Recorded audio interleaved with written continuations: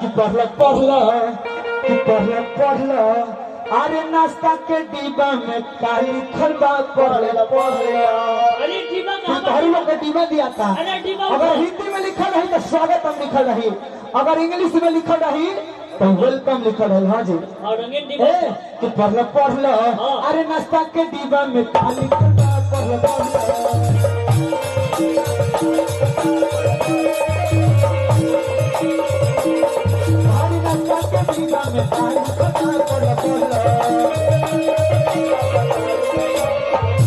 और सखी लगाए लो